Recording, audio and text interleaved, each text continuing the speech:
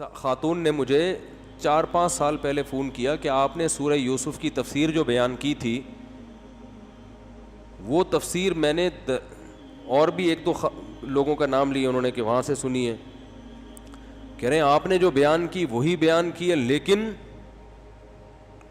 وہ بالکل ہی کیفیات چینج ہو گئی وہ تفسیر سن کے. تو میں نے کہا یہ تو میرا کمال نہیں, ہم تو خالی اجڑا ہوا دل ہے ہمارا, یہ ہمارے شیخ کا کمال ہے. یہ وہاں سے ہم نے صرف پارسل کی ہے, ہمارے ہاں پارسل کا خاص انتظام ہے. سمجھ آئے نا, مینوفیکچرنگ ہمارے ہاں نہیں ہوتی, ہم کیا کرتے ہیں پارسل کر دیتے ہیں. تو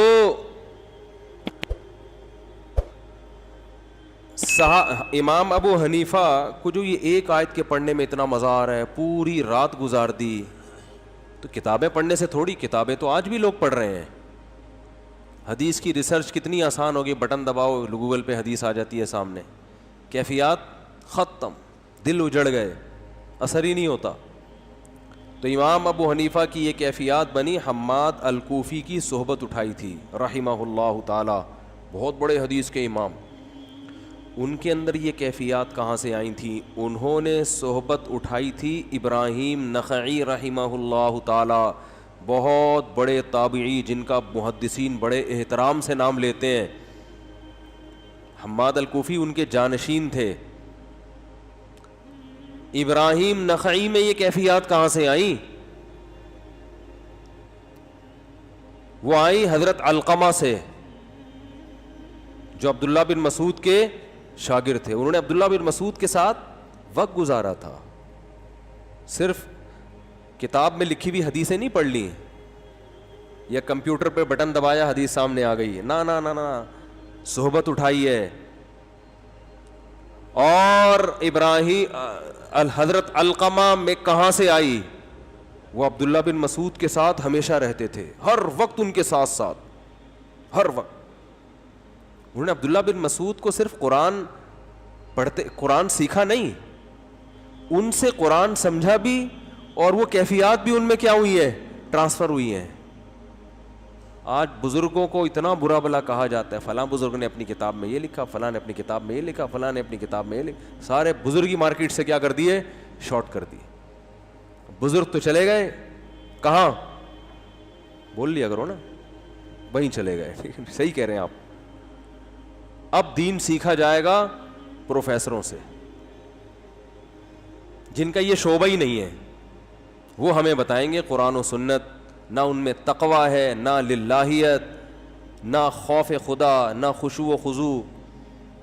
قرآن تو اہل اللہ کی جو صفات بیان کرتا ہے, اس صفات پہ اگر, وہ تو صفات بھی ہے نا, وہ تو کیفیات بھی ہیں, عملی لحاظ سے زیرو. پھر چلو بدعملی, ہم کون سا عمل کرتے ہیں, بدعملی پہ فخر بھی ہوتا ہے. اس بدعملی کو کیا قرار دیا جاتا ہے, عین اسلام.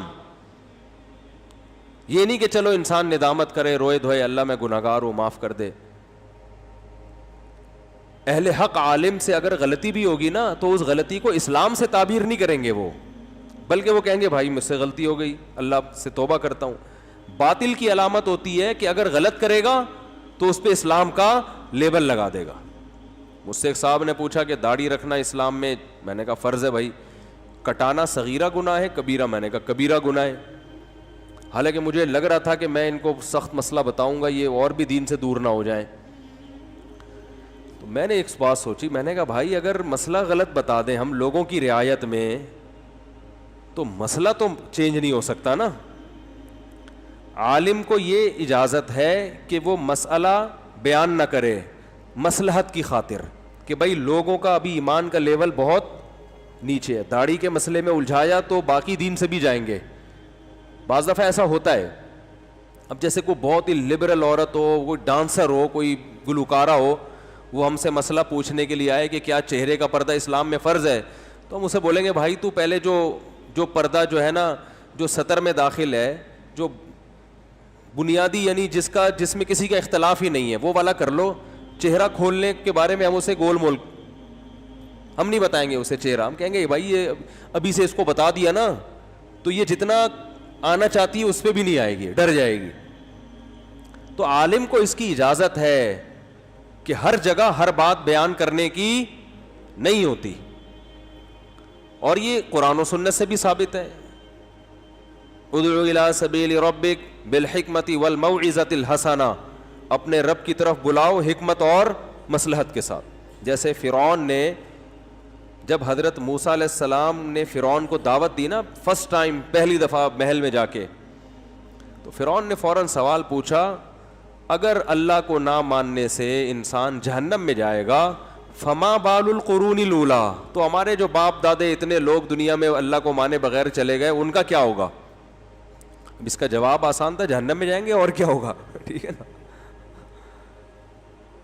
بنانے والے کا. چلو دیکھو یہ اتنی بات تو ہے. ایک ایتھیس نے اعتراض کیا ہے کہ جن لوگوں کے پاس اسلام کی دعوت نہیں پہنچی ان کو بھی مسلمان کہتے ہیں, مر گئے تو جہنم میں جائیں گے, یہ تو ظلم نہیں ہے؟ تو بات آپ اسلام پہ اعتراض ہی غلط کر رہے ہو. اسلام نے کب کہا کہ جن دعوت نہیں پہنچی وہ مر گئے تو جہنم میں جائیں گے؟ جب دعوت کا پہنچنا تو پہلے ضروری ہے. تو قرآن میں جگہ جگہ ہے, وما کننا معذبین حتی نبعث رسولا, ہم کبھی عذاب نہیں دیتے جب تک رسول نہ بھیج دیں. تو رسول یا رسول کی دعوت وہاں تک پہنچے. تو جن لوگوں کوئی پیدا ہوا ہے ایسے دور دراز علاقوں میں جن کو اسلام کا پتہ ہی نہیں ہے, نبی کا صلی اللہ علیہ وسلم کا پتہ ہی نہیں ہے, تو ان سے نبوت کے بارے میں سوال نہیں ہوگا. لیکن اللہ کا ہی نہ پتہ ہو تو اس کے بارے میں علماء یہ کہتے ہیں کہ اگر کوئی جنگل میں پیدا ہوا اور خالی ذہن ہے اور اسی حال میں مر گیا, تو اس کے بارے میں علماء کی دو رائے ہیں. بعض کہتے ہیں یہ کیونکہ اللہ کا وجود کو ماننا عقل سے ہے تو اس سے اللہ کے بارے میں سوال ہوگا. بعض کہتے ہیں نہیں ہوگا سوال, کیونکہ خالی ذہن تھا. تو اس میں دو رائے ہیں. اب حقیقت کیا ہے وہ اللہ ہی جانتا ہے. لیکن اگر کوئی شرک پہ مرا ہے وہ اس کی بخشش نہیں ہوگی. وجہ اس کی یہ ہے کہ بھائی خالی ذہن ہونے کا تو کوئی عذر ہو سکتا ہے, لیکن یہ عذر کہ اللہ کے ساتھ غیر کو شریک کیا, پتھروں کی پوجا کی, اس کے بارے میں سوال ہوگا تمہارے پاس کیا دلیل تھی اس بت کو خدا بنانے کی. تو شرک کی مغفرت نہیں ہے, اس کے لیے دعوت کا پہنچنا ضروری نہیں ہے. اس لیے کہ یہ تو عقل کہتی ہے کہ اس کو کیسے خدا بنا لیا تم نے, یہ کیا لگتا ہے تمہارا, اس کو تو تم نے خود بنایا ہے. بنی ہوئی چیز کو کہنا کہ یہ میرا کریٹر ہے, یہ میرا خالق ہے, یہ تو عقل میں آنے والی بات نہیں ہے. تو پہلے بہت سے لوگ شرک کرتے تھے, تو فرعون نے سوال کیا کیا موسیٰ علیہ السلام سے, فما بال القرون الاولیٰ, اتنے لوگ شرک پہ مر گئے, بتوں کی پوجا کرتے تھے باپ دادے سارے, وہ کہاں جائیں گے؟ اب دیکھو اس اصل جواب کیا تھا, وہ کہاں جائیں گے بھائی؟ جہنم میں جائیں گے.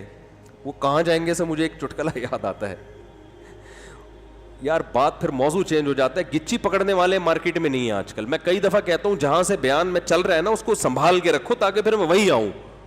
اب میرا تو دماغ مسلسل کھوپڑی گھوم رہی ہے نا, وہ موضوع نکل جاتا ہے ہاتھ سے. تو اس لیے, اور موضوع جو ہے نا یہ میں جو یہاں جو میرے جمعے کے اور اتوار کے بیانات ہوتے ہیں یہ پہلے سے سلیکٹڈ موضوعات نہیں ہوتے. یہ میں مجمع دیکھ کے اندازہ لگاتا ہوں کہ آج کس ٹاپک پر, ابھی کس ٹاپک پر بات کرنی ہے. سمجھ رہے ہیں کہ نہیں سمجھ رہے ہیں؟ ہاں جو میرے تفسیر کے درس ہیں وہ پہلے سے طے شدہ ہوتے ہیں, اس میں ٹاپک بھی ہے آج اس رکوع پر وہ ایک ہے. یہاں تو میں دیکھ رہا ہوتا ہوں کہ پورے ہفتے کی کارگزاریاں دماغ میں ہوتی ہیں, لوگوں کے فون اور لوگوں کے سب, بھائی اب یہ ٹاپک ہے آج کل, یہ اہم چیز ہے, اس کو پکڑنا ہے. سمجھ رہے ہیں؟ تو اس لیے گچی پکڑ کے رکھا کرو. گچی کا مطلب یہ ہوتا ہے ایسا, گچی جو ہے نا یہ ایسے پکڑ لیتے ہیں, ہٹتا نہیں ہے بندہ. تو اب بتاؤ کیا ٹاپک چل رہا تھا؟ ہاں اصل بات یہ چل رہی ہے کہ عالم کے لیے یہ جائز ہے کہ مصلحتاً جواب کو چھپا لے. غلط جواب دینا کسی مصلحت سے جائز نہیں ہے. یہ پھر شریعت میں چینجنگ ہے نا, پبلک کو خوش کرنے کے لیے شریعت ہی چینج کر لی تاکہ لوگ دین میں زیادہ آئیں. نہ آئے بھائی, کوئی ضرورت نہیں ہے اسلام کو. اسلام کو چینج نہیں کیا جائے گا پبلک کو لانے کے لیے کہ بھائی پبلک آ جائے تو تھوڑے لچک پیدا کر دو. یہ لچک تو سب سے پہلے مشرکین مکہ نے کہا تھا رسول اللہ صلی اللہ علیہ وسلم سے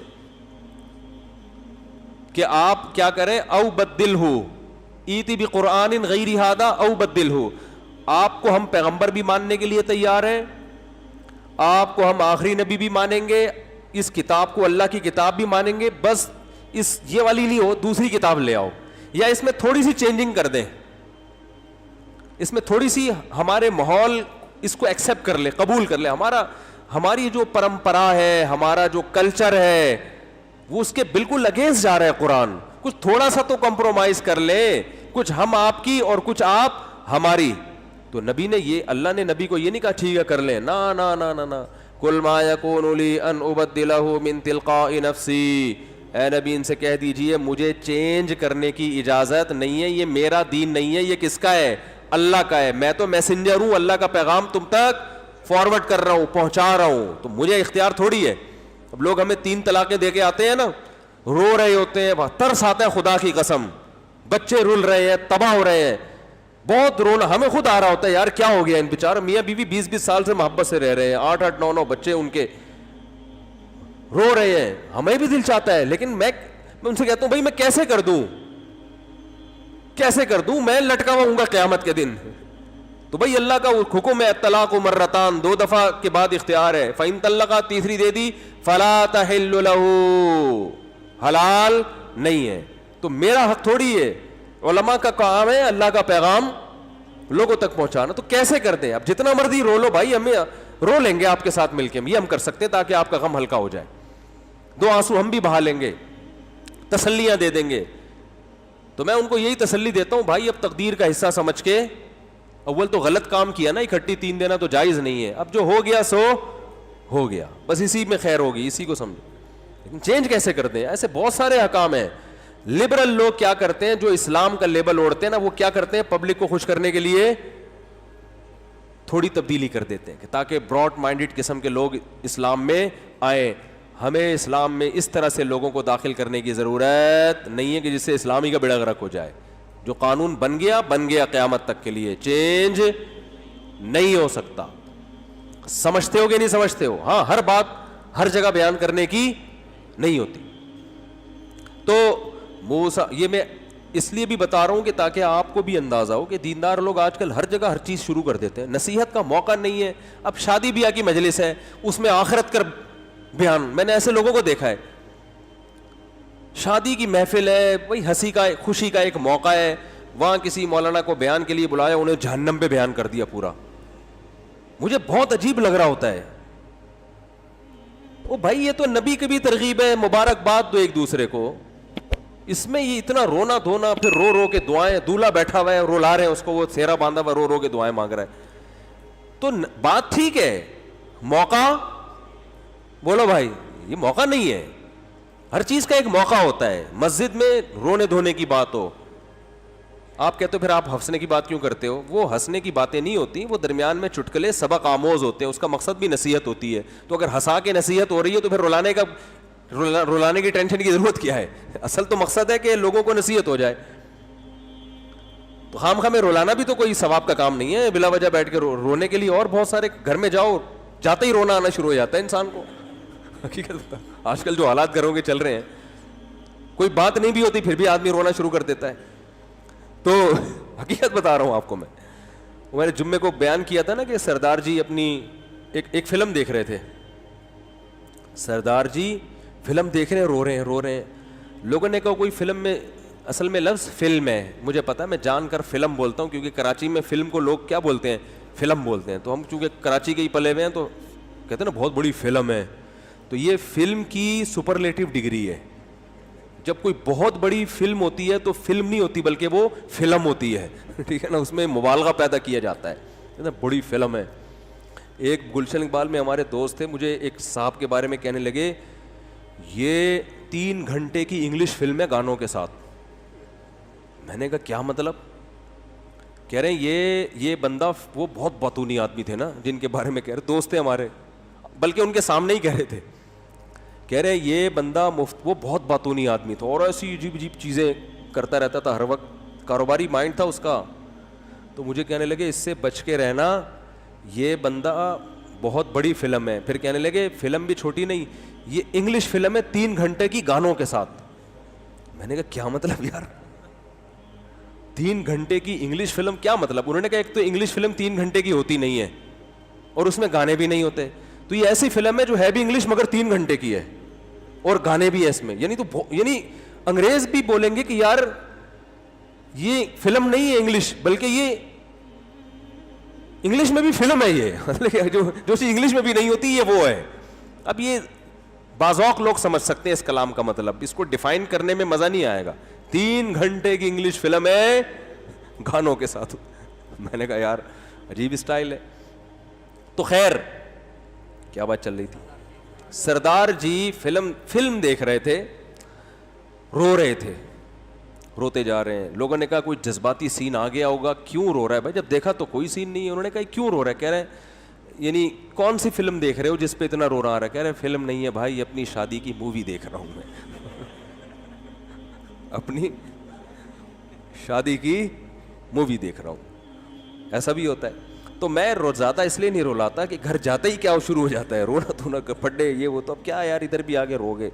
تو اگر ہنستے ہنستے بات سمجھ میں آ جائے تو اچھا نہیں ہے کیا؟ بلکہ مجھے تو کوئی بعض مضامین پہ بڑا رونا آ جاتا ہے تو میں پھر اس ٹاپک چینج کرتا ہوں. تو خیر، تو کیا بات چل رہی تھی؟ تو موسیٰ علیہ الصلاۃ والسلام سے فرعون نے پوچھا کہ ما بال القرون الاولیٰ، آپ جو کہہ رہے ہو توحید پر مغفرت ہے، مشرک نہیں، تو وہ جو پہلے لوگ دنیا سے جا چکے ہیں باپ دادے شرک پر، ان کا کیا ہوگا؟ تو موسیٰ علیہ السلام کہہ سکتے تھے کہ وہ کہاں جائیں گے؟ جہنم میں.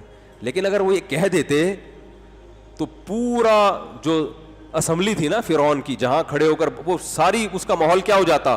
چینج. ابے یہ تو ہمارے باپ دادا کو جہنم میں بول دیا، میرے پاپا کو اس نے، میرے ڈیڈی کو اس نے بولا جہنم میں جائیں گے، میری ماما کو اس نے کیا بول دیا؟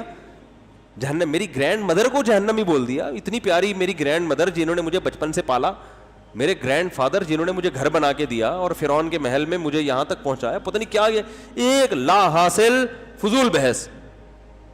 تو حضرت موسیٰ جو بات کر رہے ہیں وہ سارا ٹاپک کیا ہو جاتا؟ چینج. حضرت موسیٰ نے فرمایا کیا خاندانی جواب دیا؟ جواب ہی نہیں دیا. جواب یہ دیا، یعنی جو جس کو اصل میں جواب نہیں کہتے، انہوں نے کہا کہ جیسے یہ ٹاپک چینج کرنا چاہ رہا ہے نا، تو اب حکمت کا تقاضا ہے ہم بھی ٹاپک کیا کر دیں؟ چینج. فرعون نے کہا فما بال القرون الاولیٰ، اتنے سارے لوگ جو چلے گئے ان کا کیا ہوگا؟ حضرت موسیٰ نے فرمایا علمھا عند ربی فی کتاب، ان کا جو بھی ہوگا اللہ کو پتہ ہے کیا ہوگا. لا یضل ربی ولا ینسا، اتنا مجھے پتہ ہے کہ جو اللہ کرے گا وہ انصاف کے مطابق ہوگا، کیونکہ میرا اللہ نہ تو غلطی کرتا ہے اور نہ بھولتا ہے. غلطی کا مطلب یہ کہ ان کو اگر جنت میں لے جانا چاہیے تھا تو ایسا نہیں ہوگا کہ زبردستی جہنم میں لے جائے، یا جہنم کے مستحق نہیں تھے مگر جان کر ظلم کر کے جہنم میں لے جائے، ایسا بھی نہیں ہے. کیونکہ اللہ گمراہی، لا یضل، غلطی نہیں کرتا، وہ ظلم نہیں کرتا، وہ کہ ایک آدمی جہنم کا مستحق نہیں ہے، وہ معصوم ہے، زبردستی اس کو جہنم میں پھینک دے، ایسا بھی نہیں ہوگا. ولا ینسا، اور بھولتا بھی نہیں ہے کہ ان کو لے جانا تو تھا جنت میں، بھولے سے کیا ہو گیا؟ جہنم میں چلا گیا. جیسے ایگزامینر پیپر چیک کر رہا ہوتا ہے، 100 نمبر ادھر لگانے کے بجائے بھولے سے وہاں لگا دیے، اس کو دے دیے. تو انسانوں میں یہ چیز ہوتی ہے. انہوں نے کہا اللہ کے بارے میں اتنا ہمیں پتا ہے کہ نہ وہ ظالم ہے اور نہ وہ بھولتا ہے. آگے پھر موسیٰ علیہ السلام نے اپنی تقریر شروع کر دی. اور دیکھو تقریر بھی کیا، اس سے پتہ چلتا ہے دین کی تبلیغ کرنا آسان کام نہیں ہے. بعض دفعہ آدمی تبلیغ کر کے لوگوں کو اسلام سے دور کر دیتا ہے. بہت سوچ سمجھ، ہر بات ہر جگہ کہنے کی نہیں ہوتی، ہر بات ہر اسٹائل میں کہنے کی نہیں ہوتی، ہر سوال کا جواب دینے کا نہیں ہوتا. موسیٰ علیہ السلام جب فرعون کے دربار میں کھڑے ہیں نا، تو فرعون نے سوال پوچھا، قال فمن ربکما یا موسیٰ، تم دونوں موسیٰ اور ہارون کا رب ہے کون؟ اس کی حقیقت بیان کرو، یعنی اس کی ذات کو ہمارے سامنے بیان کرو. صفات کا نہیں پوچھ رہا. حضرت موسیٰ جواب میں کہہ رہے ہیں الذی احسن کل شیء خلقہ ثم ہدی، اس کی صفات بیان کرنا شروع کر دی، اللہ کی ذات کو بیان نہیں کیا جا رہا. کیونکہ فرعون تھا شرارتی. ذات پہ جب سوالات کیے جائیں گے نا، تو جو ایتھیس لوگ جیسے اللہ کی ذات کے بارے میں سوال پوچھتے ہیں نا، وہ ہے کہاں، اگر آپ کہیں گے عرش پر ہے تو کیسے بیٹھا ہوا ہے، مکان لازم آ رہا ہے، جسم لازم آ رہا ہے. اگر آپ کہیں گے بھائی وہ وہ ایک بہت ہی طاقتور ذات ہے, ٹھیک ہے نا, تو طاقت کہاں سے ملتی ہے, وہ 10 قسم کے فالتو قسم کے سوالات شروع ہو جائیں گے, اور اس سے وہ کہاں جائے گا, خدا کے انکار کی طرف, انکار کی طرف. جبکہ حضرت موسیٰ دلائل دے رہے ہیں خدا کے وجود کی, تو صفات بیان کر رہے ہیں. فرعون کہہ رہے ہیں من, کون ہے رب. حضرت موسیٰ نے فرمایا, جواب کا حاصل یہ تھا کہ تو اتنا گھننا جو بن رہا ہے نا, یہ گھننا بننے کی ضرورت نہیں ہے.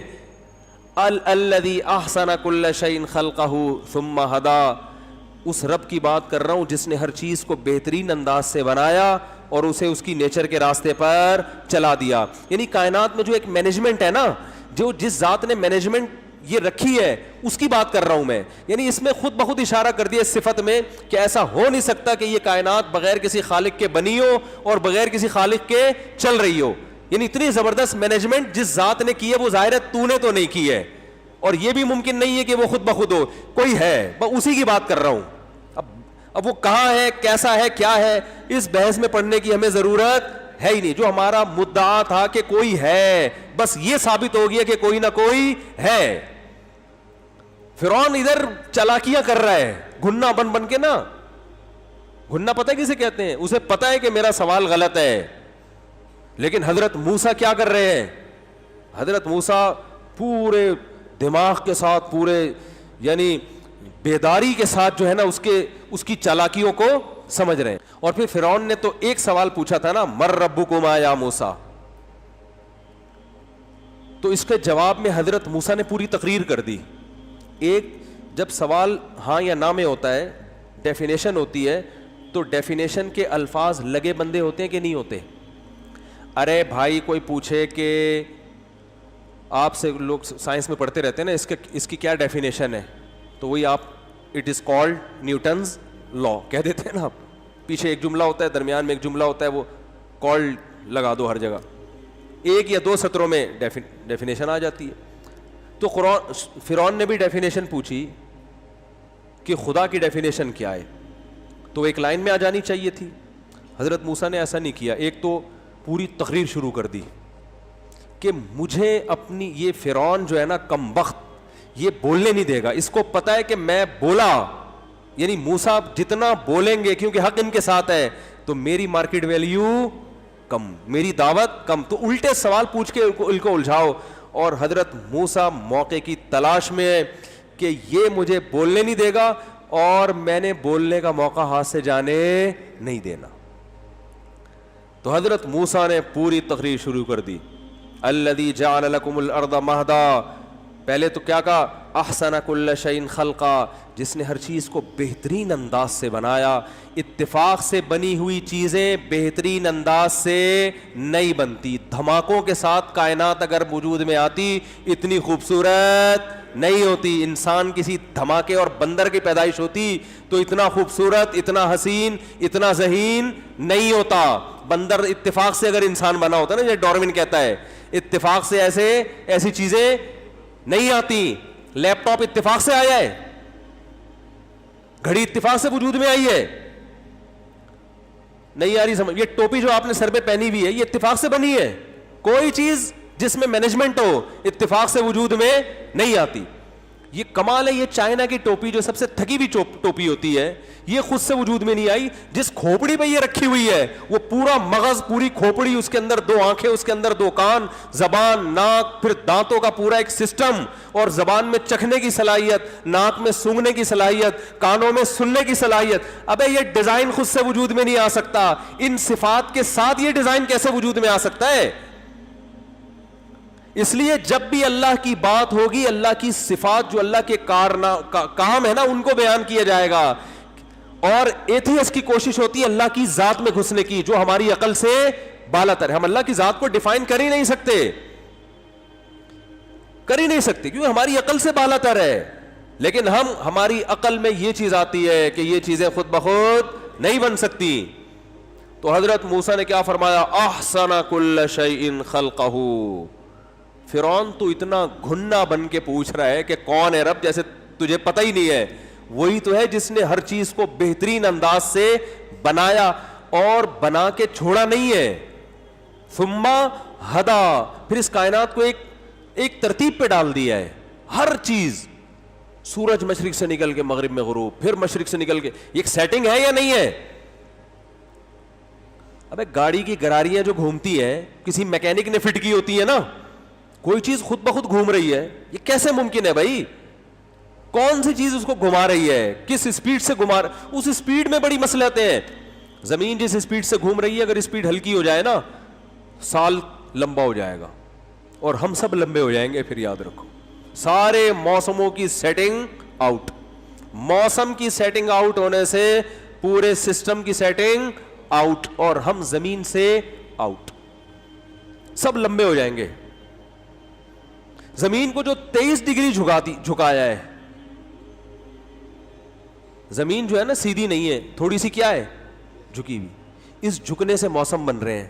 یہ ذرا زیادہ جھک جاتی, موسموں کا جو تناسب ہے وہ بہت خطرناک ہو جاتا.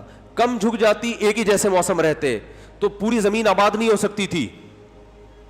ہر چیز میں یار, آپ کسی چیز کو ایک ترتیب سے جھکاتے ہو اور آپ کو پتا چل رہا ہے اس سے بہتر سیٹنگ ہو نہیں سکتی, تو اس کا مطلب یہ خود بخود نہیں ہوئی ہے.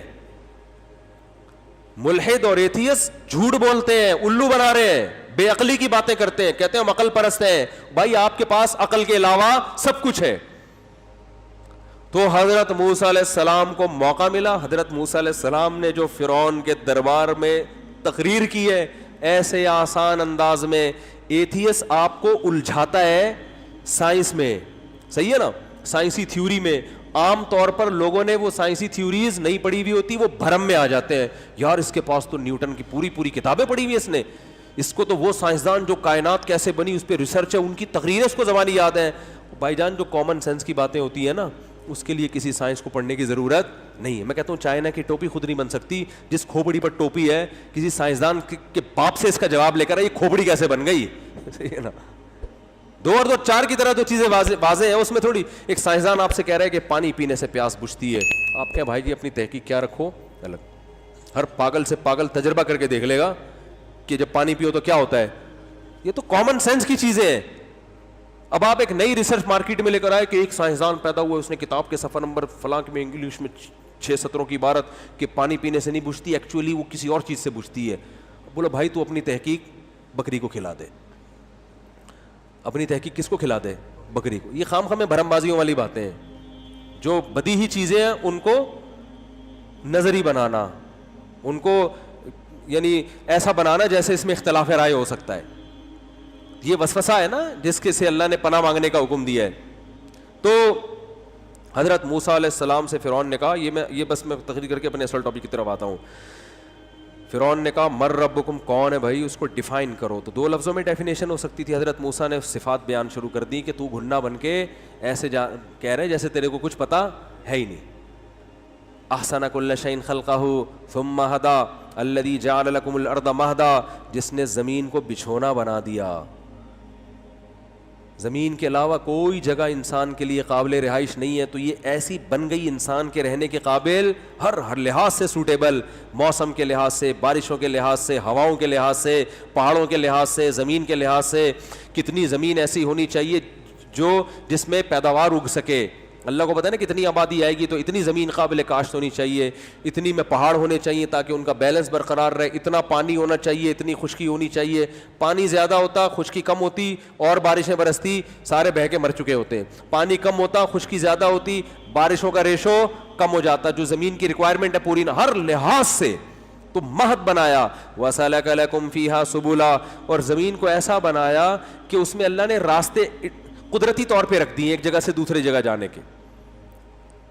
تبھی دنیا میں ہر جگہ آبادی ہے, کیونکہ پوری زمین کو آباد کرنا ہے.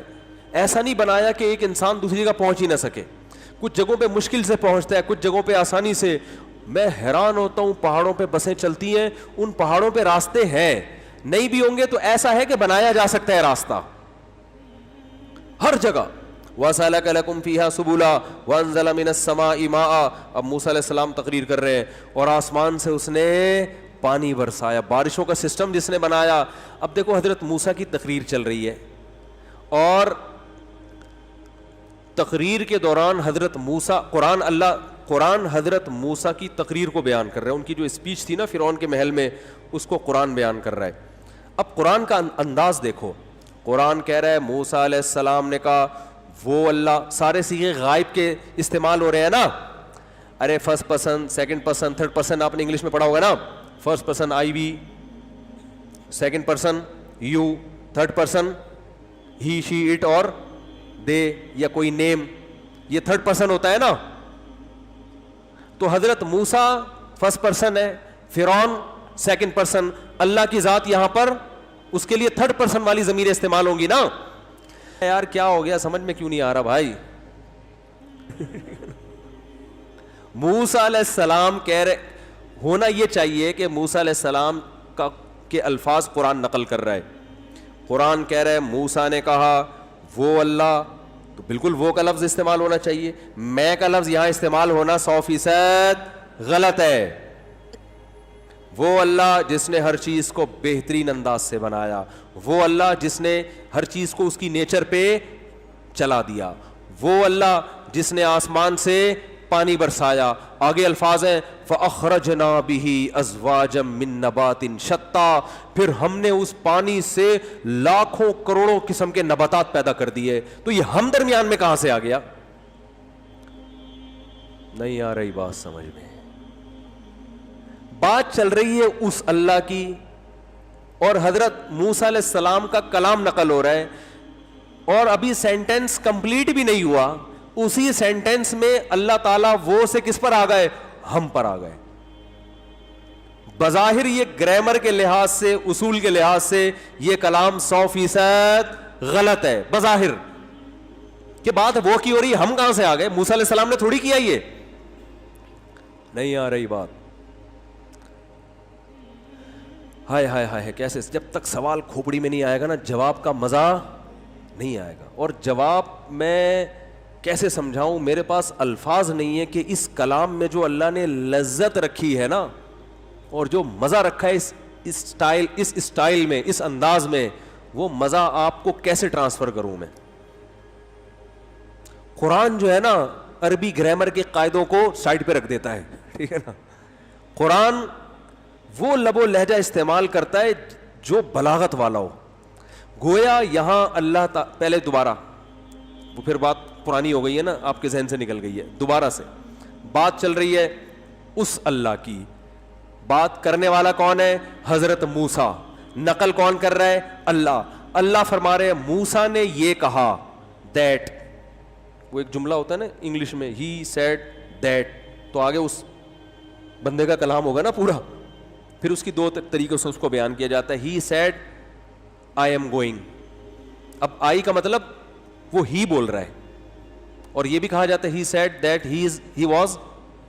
دونوں طرح سے انگلش میں استعمال ہوتا ہے نا. اس بندے نے کہا کہ وہ جا رہا ہے, اس بندے نے کہا کہ میں جا رہا ہوں. تو یا تو آپ وہ بولو گے یا کیا بولو گے؟ میں. ایک ہی جملے میں یہ نہیں ہو سکتا کہ ہی said that he is going and I was going, یہ, یا آئی واز ایٹنگ.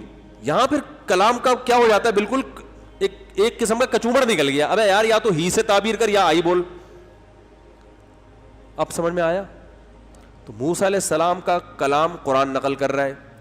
قرآن کیا کہہ رہا ہے؟ موسیٰ علیہ السلام سے فرعون نے پوچھا, گھنا بن کے پوچھا نا, گھننے کے الفاظ قرآن میں نہیں ہے, میں بتا رہا ہوں, کیونکہ اسٹائل سے لگ رہا تھا فرعون ایسے بن رہا ہے جیسے کمبخت کو کچھ پتا ہے ہی نہیں, کہ پتہ نہیں کون سا رب ہے. تو اس نے ٹیکنیکل سوال کر کے نا, تاکہ لوگ پیچیدگی میں پڑ جائیں. اب ہم جیسے بے وقوف ہوتے وہاں پہ نا, تو ہم فوراً اللہ کی ذات کو ڈیفائن کرنا شروع کر دیتے. تو ظاہر ہے کون ڈیفائن کر سکتا ہے. تو موسیٰ علیہ السلام نے کہا الذی, وہ ذات. تو اب کون سا جملہ استعمال ہے؟ اور he said that he was going. اس نے کہا تھا کہ وہ کیا آ رہا ہے, سارے ہی تھرڈ پرسن کی جو ضمیریں ہیں وہ استعمال ہو رہی ہیں. تو موسیٰ علیہ السلام نے کہا الذی, وہ اللہ, احسنا. احسنا بھی صیغہ واحد مذکر غائب ہے, ضربہ کی طرح, اکرما کی طرح. جو عربی گرامر سیکھ رہے ہیں نا مجھ سے تفسیر میں, ان کو سمجھ میں آئے گا.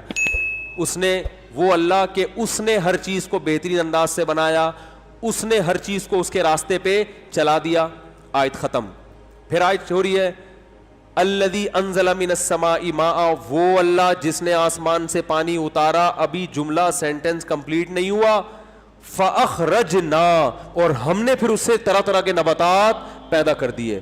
ارے بھائی جب بات وہ ہو رہی ہے تو پھر اس نے پیدا کر دیے ہونا چاہیے نا. اور اگر ہم ہی کرنا ہے تو شروع سے اللہ ہم کو لے کے چل رہے ہوتے کہ میں نے ہر چیز کو بہترین انداز سے پیدا کیا, میں نے ہر چیز کو اس کی فطرت کے راستے پہ چلایا. موسیٰ نے میرے بارے میں یہ بتایا کہ میں نے آسمان سے, یہ اسٹائل ہونا چاہیے تھا نا, یہ انداز ہونا چاہیے تھا. یا تو یہ والا ہوتا یا وہ والا ہوتا, یہ کہ آدھا یہ والا اور آدھا وہ والا. یہ بات عقلچ نہیں آندی, لیکن یہ بات بڑی جاندار ہے. اصل میں اللہ یہ بتانا چاہ رہے ہیں کہ موسیٰ علیہ السلام نے میری جب صفات بیان کی ہیں تو گویا مجھے اتنا جوش آ رہا ہے کہ اب میں موسیٰ کو درمیان سے نکال رہا ہوں, ٹھیک ہے نا, اب میں خود کلام کر رہا ہوں تم سے. نہیں آ رہی بات, یہ بلاغت ہوتی ہے, بلاغت. جیسے آپ کسی کے بارے میں کہہ رہے ہو, میں کہہ رہا ہوں, میں نے وسیم بھائی کو بھیجا کہ یار میرے کارنامے جا کے بیان کرو. وسیم بھائی نے آپ سے جا کے میرے کارنامے بیان شروع, میرے کارنامے کوئی 4 شادیوں کے علاوہ کوئی بہت بڑا کارنامہ تو میں نے سر انجام دیا نہیں, اور تو کوئی اور مثال لے لیتے ہیں. یہ بھی بہت بڑا کارنامہ ہے, کر کے دیکھو پتہ چلے گا. ہاں, باتیں کرنا آسان ہے, سمجھ رہے ہو. تو اور کرنا کارنامہ نہیں ہے, نبھانا کارمینا کی گولیاں کھانی پڑتی ہے اس کے لیے, ہاضمے کے لیے, سمجھ رہے ہو. آپ کہہ رہے ہو ایک طرف ترغیب بھی دیتے ہو تو ڈراتے بھی ہوتے, اس لیے ہم کہتے ہیں جہاد کی نیت سے کرو بھائی. ہاں, جہاد کی نیت سے کرو.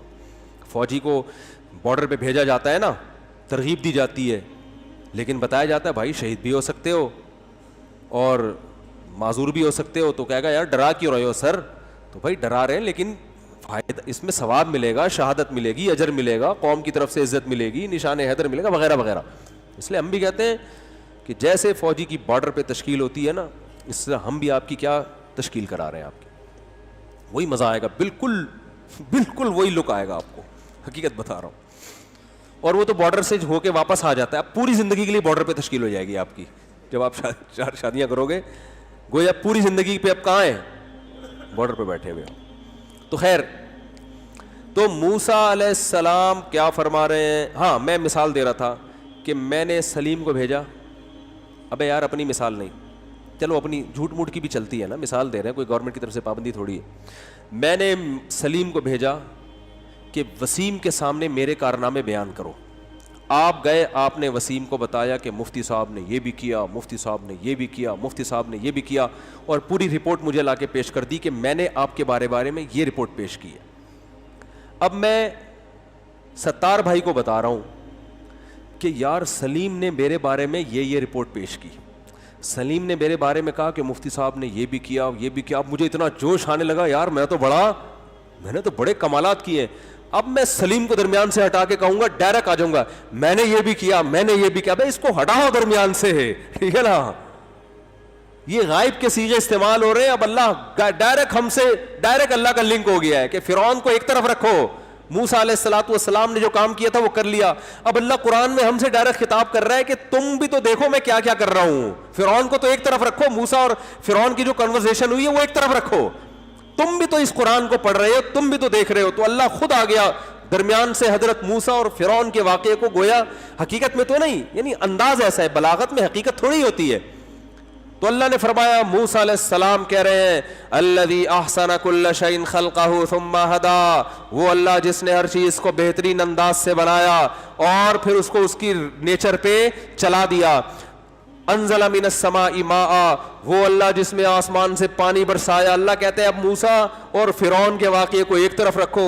فاخرجنا به ازواجا من نبات شتى, پھر اس پانی سے ہم نے کیسے طرح طرح کے تمہارے لیے نباتات نکالے. اس پانی, مٹی اور گوبر کے ملاپ سے خربوزہ پیدا ہو رہا ہے, تربوز پیدا ہو رہا ہے, انار پیدا ہو رہا ہے, انگور پیدا ہو رہا ہے. ان کی آپس میں کوئی مناسبت نہیں ہے.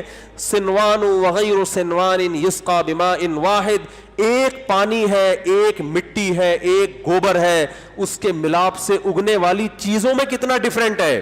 ان کے کلر میں, ان کے ذائقوں میں اور ان کی خصوصیات میں سب مٹی سے پیدا ہو رہی ہیں.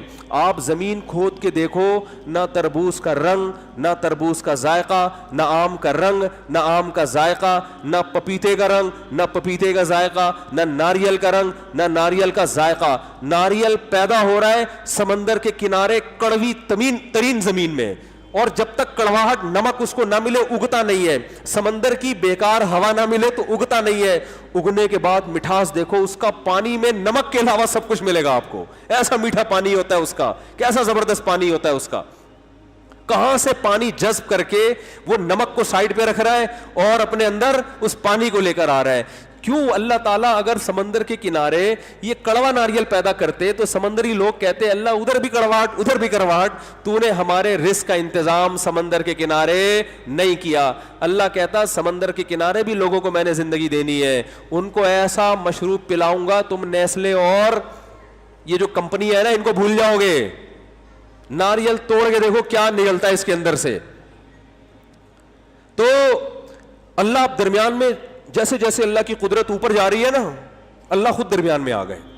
فاخرجنا به ازواجا من نبات شتى, اور آگے فرمایا کلوا ورعوا انعامکم, رج کے خود بھی کھاؤ اور اپنے جانوروں کو بھی کھلاؤ, پھر ان جانوروں کو خود کھا جاؤ, اس سے گوشت ملے گا تمہیں.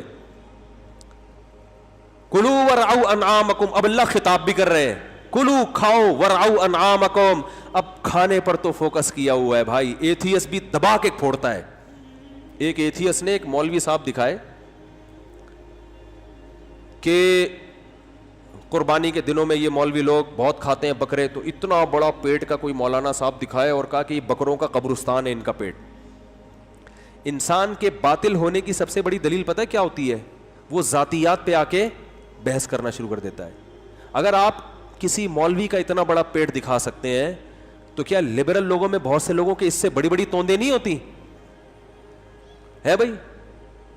یہ تو پتہ نہیں بیچارہ مولوی ہے بھی کہ نہیں ہے, قدرت کی طرف سے ہو سکتا ہے اس کا اتنا بڑا پیٹ ہو. اس سے پتہ چلتا ہے کہ آپ دلائل کی دنیا میں بات نہیں کرتے, آپ کا مقصد صرف اسلام کو کی توہین ہے.